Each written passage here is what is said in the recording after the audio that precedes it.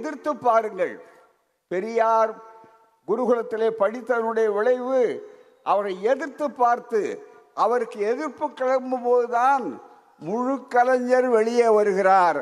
அப்போதுதான் மிக தெளிவாக தெரிகிறார். அதையே இப்போது பன்மடங்கு பெருக்கி சொல்லக்கூடிய ஒருவராகத்தான் நம்முடைய ஒப்பற்ற முதல்வர் இருக்கிறார். இந்த முதல்வருக்கு என்ன தனித்தன்மை?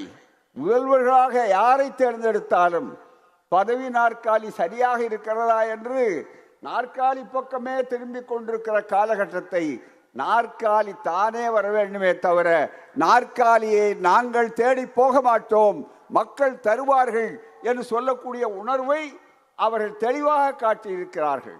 அதன் காரணமாகத்தான் முழுமையாக இன்றைக்கு எதிர்ப்புகள் வருகிற நேரத்தில் துணிந்து சொல்லுகின்ற இந்தியாவினுடைய முதுகெலும்புள்ள முதல்வர்களிலே முதல்வராக எங்களுடைய முதல்வர் இருக்கிறார். அது அவரை வாழ்த்து கொண்டே இருக்கும். என்றால் எதிரிகள் களத்தில் நிற்கிற போது அவருக்கு வயது 72 அல்ல. அதைத்தான் நினைத்து பார்க்க வேண்டும். 72 நாம் கொண்டாடுகிறோம், இன்னும் பல ஆண்டுகள் இருக்க வேண்டும் என்று நினைக்கிறோம். 2 வகை வயது உண்டு நண்பர்களே. ஒன்று கேலண்டர் வயது, ஒன்று ஆண்டு கணக்கு. ஆனால் இன்னொரு வயது இருக்கிறதே, அது ஆண்டு கணக்கு அல்ல, முழுக்க முழுக்க உணர்வு கணக்கு, உழைப்பு கணக்கு. அந்த வகையிலே அவர்கள் 27 தான் என்று சொல்லக்கூடிய அளவிற்கு அவருடைய ஒவ்வொரு அறிக்கை, ஒவ்வொரு செயல்பாடு, ஒரு ஆய்வு செய்ய அரசாங்கத்துக்கு போகிறார். அரசு அதிகாரிகளை மட்டும் வைத்து விட்டு அவர் வெளியே வருவதில்லை. காலையில் நடைபயிற்சிக்கு போகிறார். நடைபயிற்சியிலே ஆயிரக்கணக்கான மக்களை சந்திக்கிறார்கள். அது மட்டுமல்ல, சாதாரண எளிய தோழன் ஒரு தேநீர் கடை வைத்திருக்கிறான் அல்லவா, அவன் தேநீர் கடையிலே போய் ஒரு உட்கார்ந்து அமர்ந்து பார்க்கிறார். எல்லா வகையிலும் கூட இருட்டுக்கடை அல்வா வரையிலே அவர்கள் சென்று அவர்கள் பூரிப்படையக்கூடிய அளவிற்கு வருகிறார்கள். எனவேதான் இருட்டுக்கடை அல்வாவை சுவைக்கின்ற ஒன்று திருட்டுத்தனமான பல வேலைகளை இந்த ஆட்சிக்கு எதிராக செய்யலாம் நினைக்கிறவர்களாக இருந்தாலும் அவர்களுக்கும் சேர்த்து விடியலை உண்டாக்கக்கூடிய அளவிற்கு எங்கள் முதல்வர் ஆற்றல் மிகுந்த முதல்வர் அவர்கள் செய்கிறார்கள். எம்மொழி செம்மொழி, அதை அறிவித்தது திராவிட முன்னேற்ற கழகம் பங்கேற்று காங்கிரஸ் ஆட்சி காலத்திலே அதை சிறப்பாக செய்தார்கள் என்று சொல்லுகிற நேரத்தில் அதை நாங்கள் செய்திருக்கிறோம். அந்த நேரத்தில் எதற்கு மும்மொழி? 57 ஆண்டுகளாக இந்த நாட்டிலே செயல்பட்ட ஒன்றை பார்த்து மீண்டும் சவால் விடுகிற நேரத்தில் மும்மொழி, அதற்கு அங்கே மிகப்பெரிய அளவுக்கு கேரட்டை காட்டுவார்கள் சொல்லுவார்கள். அது மாதிரி மேலே ருசிவன் 5000 கோடி கொடுக்கிறோம், 5000 கோடி உங்களுக்கு இழப்பாக இருக்கும் என்று சொன்னால் மற்ற முதல்வர்கள் ஐயோ 5000 கோடி போகிறது என்று மற்றவர்கள் சொல்லலாம். ஆனால் இந்த இயக்கம் அறிவு ஆசான் தந்தை பெரியாரவர்களாலே உருவாக்கப்பட்ட இந்த இயக்கம், கொள்கையால் கட்டப்பட்டிருக்கிற இந்த ஆணி, அதே போலத்தான் கூட்டணியிலே ஓட்டை போடலாம் நினைக்கிறீர்கள், யாராலும் ஓட்டை போட முடியாது. இங்கே அருமை சகோதரர் திருமாவளவன் உட்பட மிக அருமையாக தெளிவான கருத்துக்களை சொல்லி இங்கே சமூக நீதி தலைக்க வேண்டுமானால் இந்த ஆட்சியும் உங்களுடைய ஆயுளும் வளர வேண்டும் என்பதை எவ்வளவு அழகாக சொன்னார்கள். இந்த இடத்திலே அழகாக சொன்னார்கள் நண்பர்கள். இது வெறும் பதவி கூட்டணி அல்ல நண்பர்களே, இதை அசைத்து பார்க்கலாம் நினைக்காதீர்கள். இது வடநாடு அல்ல. கட்சியை பிளப்பது, எம்எல்ஏக்களை விலைக்கு வாங்குவது, சடுகுடு விளையாட வைப்பது, அரசியல் சடுகுடு நடத்துவதெல்லாம் தமிழ் மண்ணிலே ஒருபோதும் நினைக்காது. இங்கு காவிக்கு வேலை இல்லை. நிச்சயமாக விரட்டி அடிக்கக்கூடிய அளவிற்கு உணர்வுகளை செய்யக்கூடிய அந்த உணர்வு இது பெரியார் மண் என்று காட்டுகிறோம். முதலமைச்சர் அவர்கள் எப்படிப்பட்ட ஈர்ப்புள்ள ஒரு செய்தியை அறிவிக்கிறார்.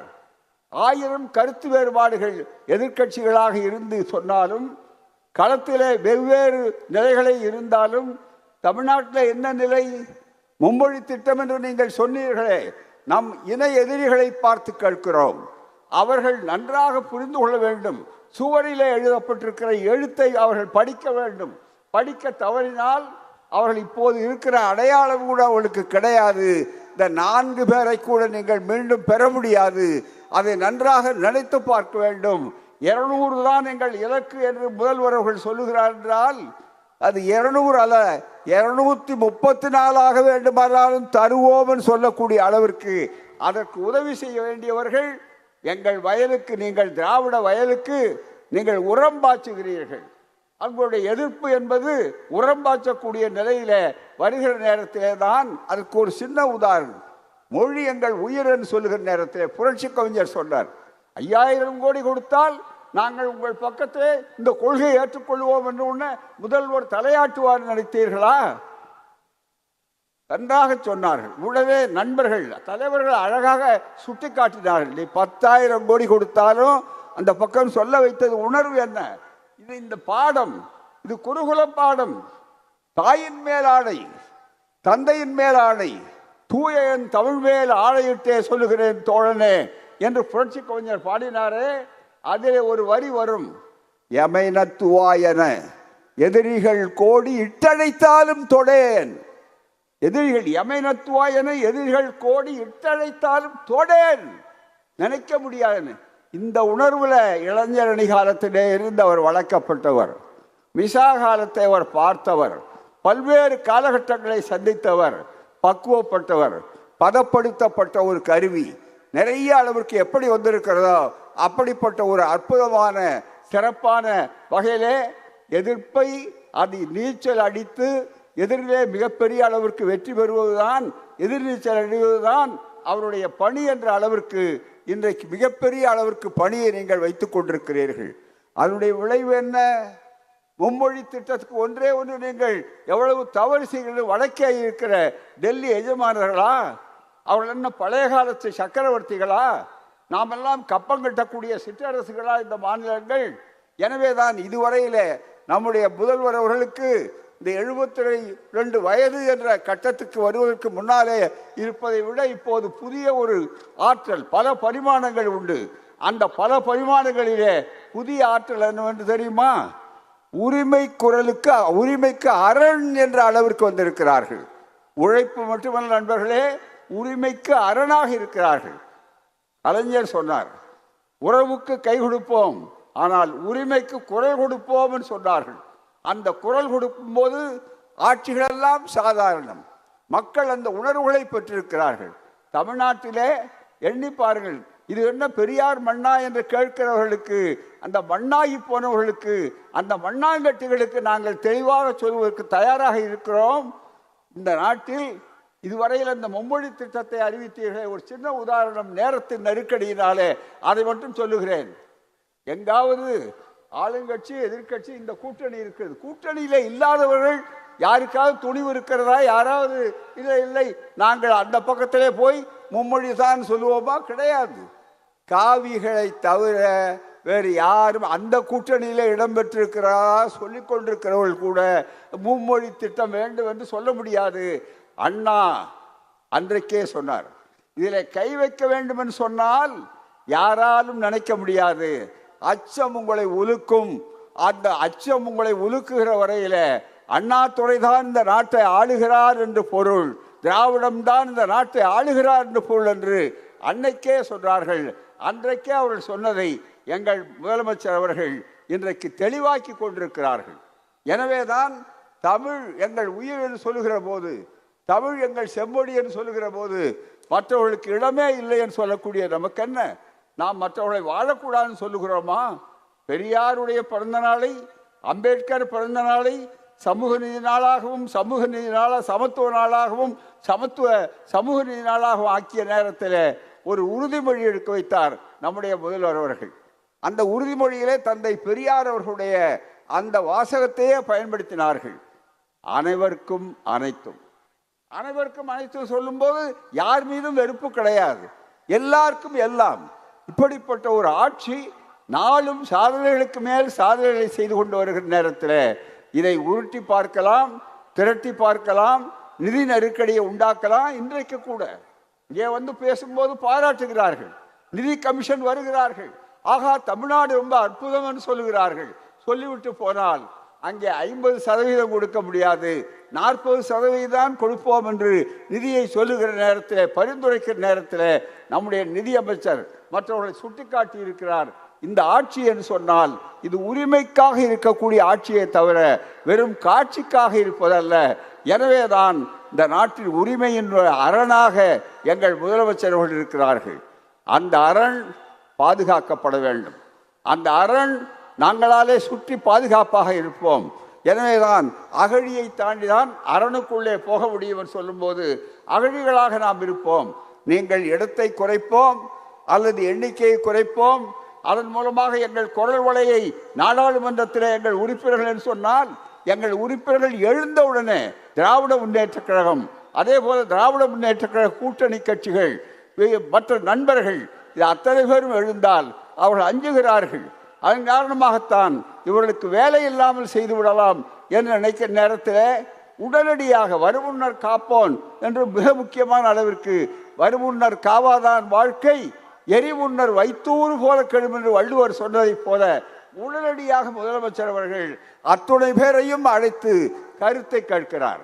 தனக்கு மாறுபட்டவர்களா, ஒத்துழையாத இருக்கிறவர்களா, இல்லை, உங்கள் கருத்தை சொல்லுங்கள், நம்முடைய தமிழ்நாட்டுடைய உரிமையை விட்டுக் கொடுக்கலாமா என்பதற்காகத்தான் கருத்தை அவர்கள் 5ஆம் தேதி கூட்டம் என்று சொன்ன உடனே இங்கு வந்து அகம்பாவமாக பேசிய உள்துறை அமைச்சர் சொல்லுகிறார், உடனே இல்லை இல்லை குறைப்பதாக இல்லை என்று சொல்லுகிறார். அதை ஒட்டி 2 நாட்களுக்கு முன்னாலே வெளியே ஒரு சுற்றுப்பயணத்திலே இருந்தபோது செய்தியாளர்கள் எனது கேட்டார்கள்.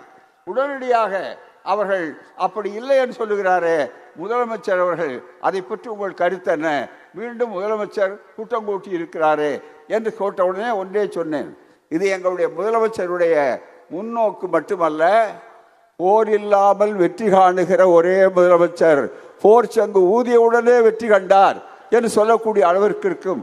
இருந்தாலும் RSS குணாதிசயங்களை நாங்கள் உணர்ந்தவர்கள். ஓப்பன் அஜெண்டா, இடன் அஜெண்டா, ஒன்றை உள்ளே வைத்து புறமொன்று வைத்து உள்ளொன்று வைத்து புறமொன்று பேசுதல் அவர்களுக்கு வாடிக்கை. ஆகவேதான் என்ன செய்ய வேண்டுமோ அதை உரிய காலத்தில் தேவையான போது செய்யக்கூடிய நீங்கள் பல்லாண்டு காலம் வாழ வேண்டும். இன்னும் கேட்டால் 100 ஆண்டு அதெல்லாம் சொல்றதெல்லாம் இப்போ சாதாரணம். ஏன்னா அறிவியல் அவ்வளோ வளர்ந்து போச்சு. மன்றவாணன் கோவை என்று தஞ்சை வாணன் கோவை என்று ஒரு இலக்கியம் இருக்கிறது. அந்த இலக்கியத்திலே ஒரு வார்த்தை இருக்கிறது ரொம்ப அழகாக, வாணன் புகழ்கல்லை வாழ்த்துவோர் நாவல்லை என்று சொல்லி இருக்கிறார்கள். வாணன் புகழ்கல்லை வாழ்த்துவோர் நாவல்லை என்று சொன்னார்.